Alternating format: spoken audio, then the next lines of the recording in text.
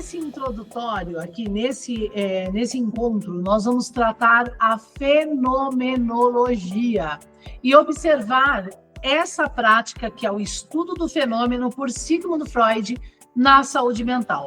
Isso é super importante para o atendimento clínico. Isso vai agregar muito no entendimento do hemograma, dos medicamentos, da ortomolecular, na prática da medicina preventiva e da medicina integrativa. Vamos lá, então?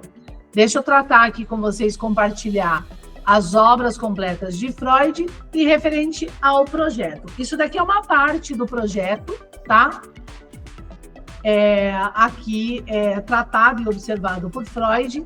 O que eu quero que vocês observem, primeiramente, é a importância desses valores observados por esse neurologista médico, tá?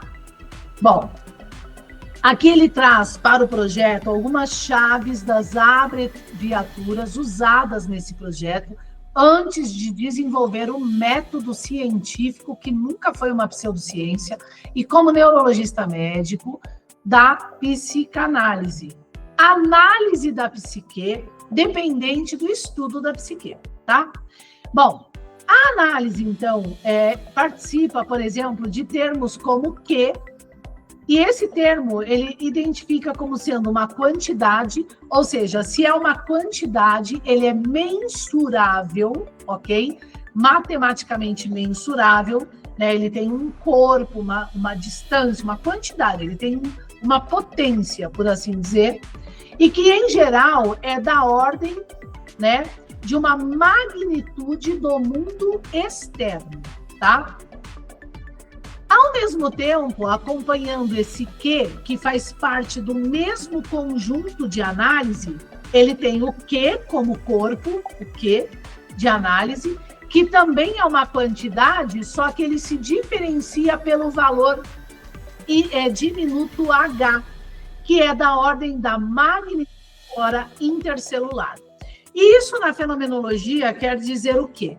Que quando a gente analisa o fenômeno homem, por exemplo, na condição da saúde mental, nós temos que identificar estímulos externos e estímulos internos atuando no tempo e no espaço ao mesmo tempo, para compreender, por exemplo, os traços da personalidade daquele indivíduo, né? Situações que ele vem demonstrando na sua saúde mental, né? E no tempo e até o temperamento, que são variáveis, tá? E não uma condição fixa do comportamento. Tudo dica de Freud, tá?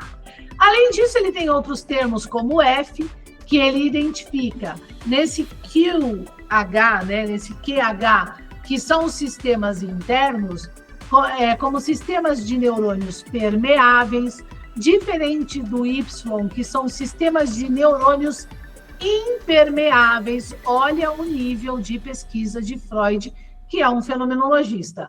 Ele também trata dois outros valores equivalentes, o W, e que vão tratar também a capacidade de percepção desse indivíduo.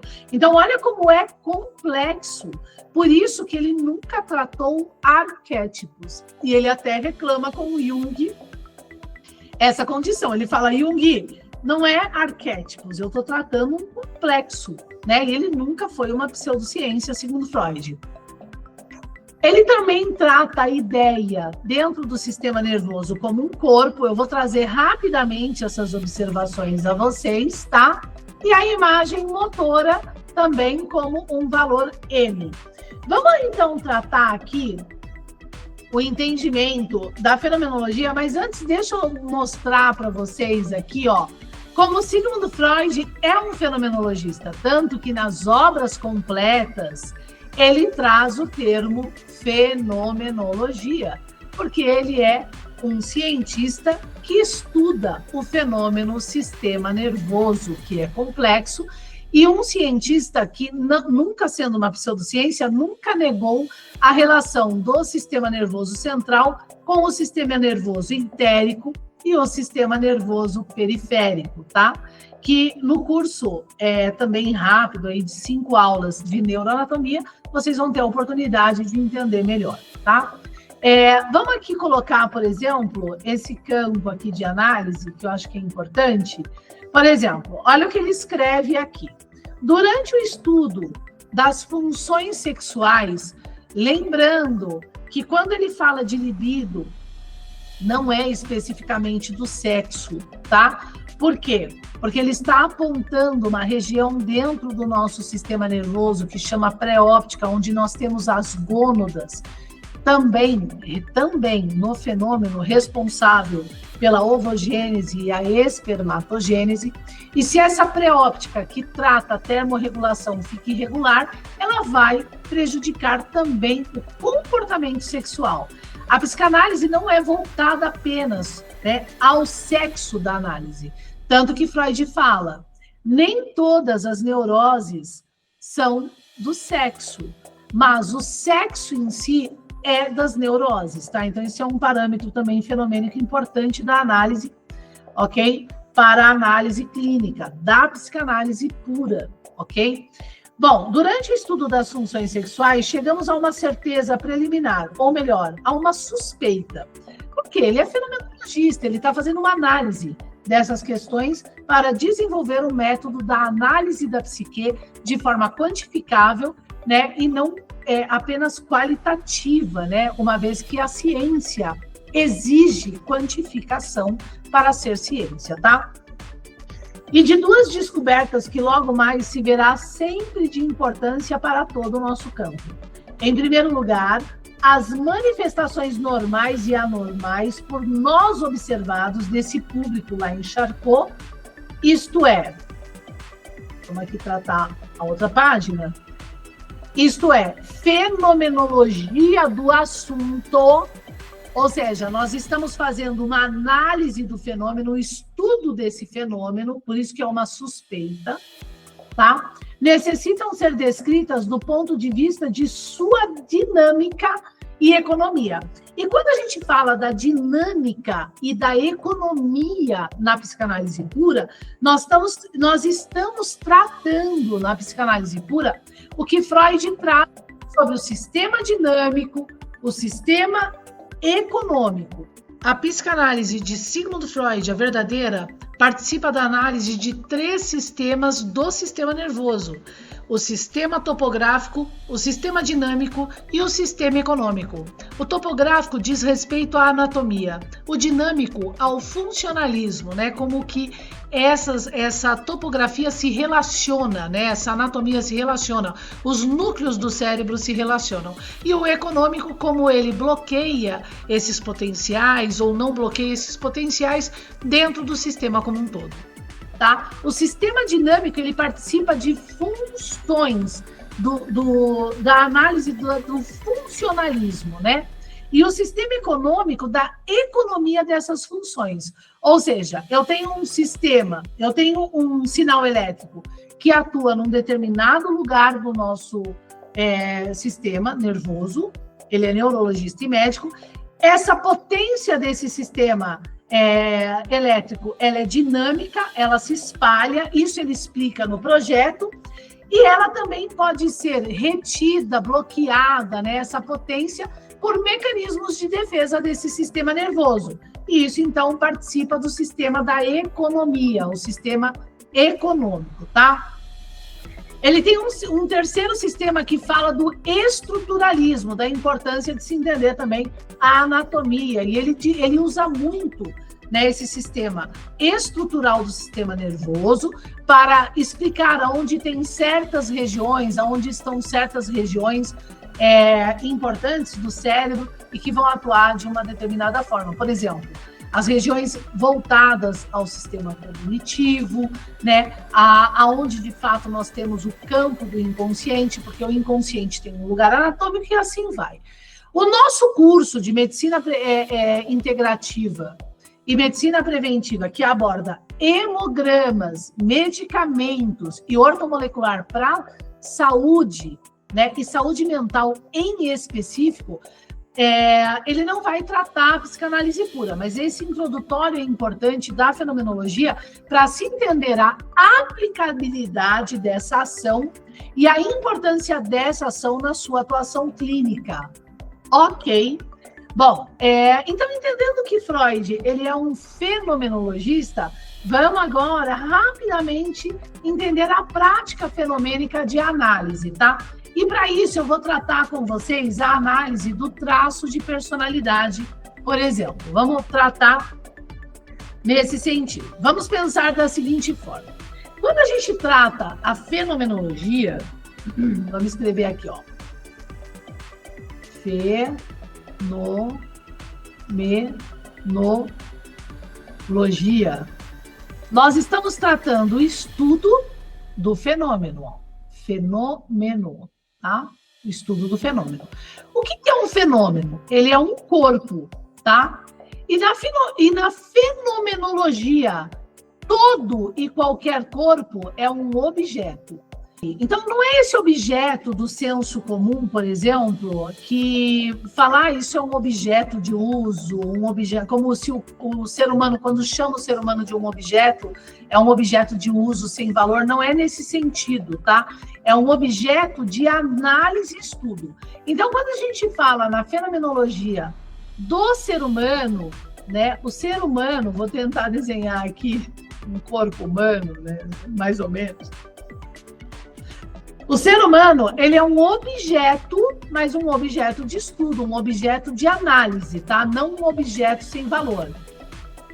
Uma flor também é um objeto de estudo e um objeto de análise.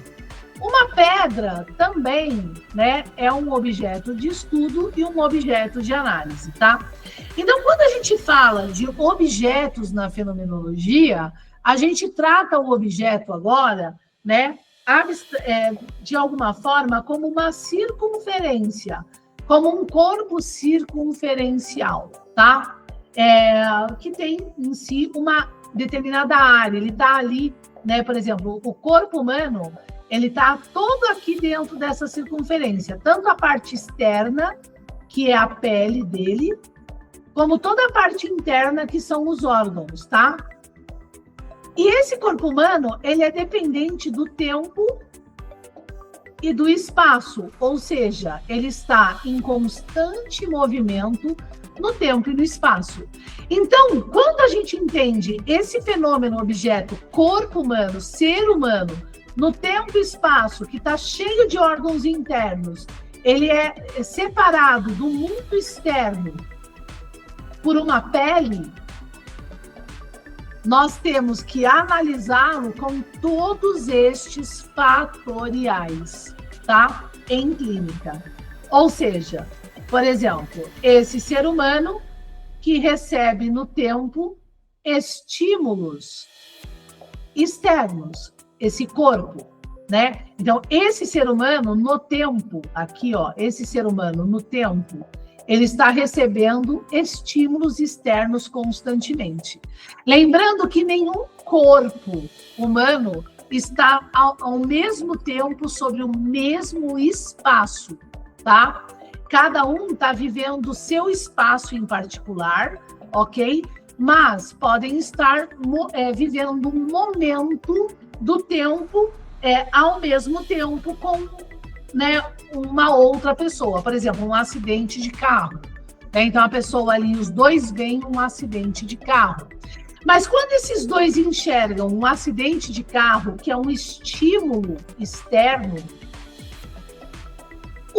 um dos indivíduos, eles vai reagir de uma forma diferente do outro. Por quê? Porque a condição anatômica dos órgãos externos e dos órgãos que também dependem de estímulos externos, que são os alimentos que esse indivíduo come, que vai determinar, por exemplo, o tamanho, o formato, a capacidade renal, a capacidade do fígado desse indivíduo, vai agora interferir essas condições, esses estímulos, todas essas variáveis, a capacidade também do sistema nervoso para suportar tensões, como o enxergar um acidente de carro grave. Então, aquele indivíduo X, ele pode tremer mais, ficar mais abalado do que o indivíduo Y. A idade, condições genéticas, diversidade de fatoriais na função precisam ser analisados, análise da psique, e quantificados para entender esse indivíduo no tempo, tá? Então, esse é um dos pontos mais importantes, ok? Mais relevantes da análise. Vamos tratar, por exemplo, esse ponto e ver como Freud, né, que nunca foi uma pseudociência, ajudou muito a entender as questões do traço de personalidade e do temperamento, que são variáveis e observadas por Wundt, ok? E observadas por Wundt, que sempre andou aliado às observações de Freud, tá? Quanto às questões dos traços de personalidade, nós entendemos esses traços de personalidade, ok? Através de 3 fatoriais da função, é puramente matemático, né? E esses 3 fatoriais a análise dos afetos, a análise das emoções desse indivíduo e as análises da atividade, da excitabilidade desse sistema nervoso como um todo do indivíduo, tá? Vamos, então, observar esses pontos das variáveis para entender o fenômeno que nós vamos tratar em clínica através da análise do hemograma, através da análise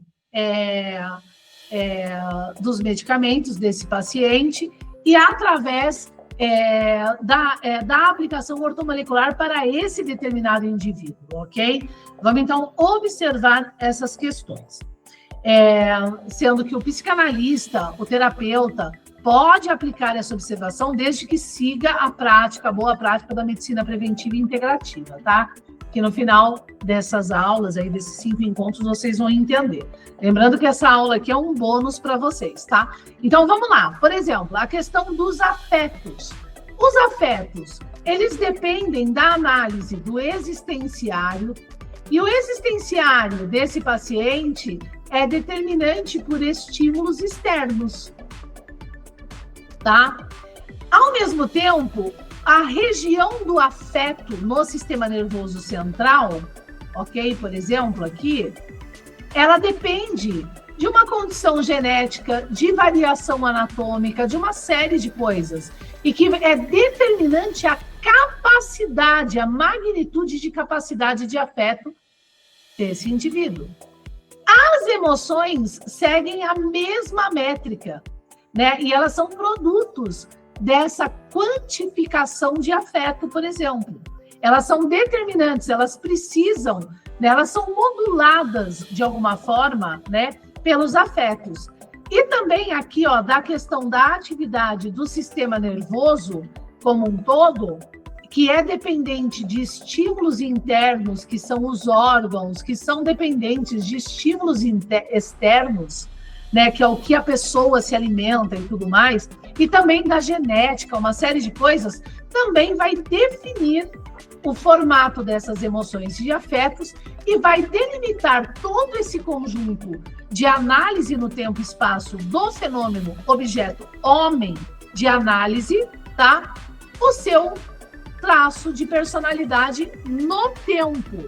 E o traço de personalidade, sim, na saúde mental, ele pode ser remissivo ou não.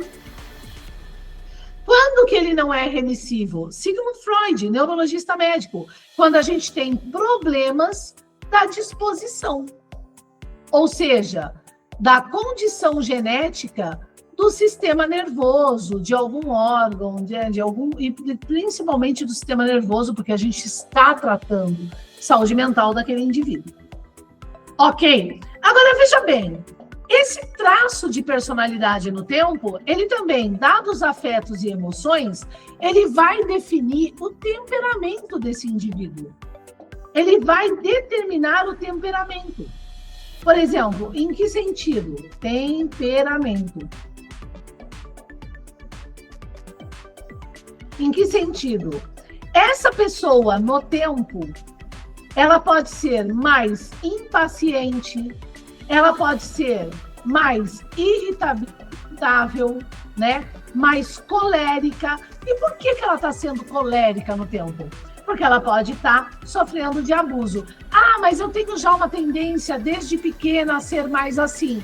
Então, existe uma disposição anatômica, uma fraqueza no sistema nervoso que tem uma tendência a criar naquela pessoa um caminho de maior predisposição à cólera, tá? E aí a gente tem problemas da disposição da análise. Lembrando que a maioria não vai ter problemas, né? Vai estar numa média do corte mundial dos seres humanos em coletividade na sociedade, tá? Então, isso é a prática da fenomenologia, isso sempre foi a psicanálise, segundo Freud, e agora vamos partir para o curso. Vamos entender o que é o hemograma, como eu apresentei, vamos entender essas interações medicamentosas, principalmente com o fígado e o sistema renal, né, que vai influenciar muito o nosso sistema nervoso central, e a prática ortomolecular, que ela é tanto positiva como ela pode ser muito perigosa nas dicas, né, e orientações à suplementação, tá? Então, bons estudos e até o próximo vídeo. Um abraço.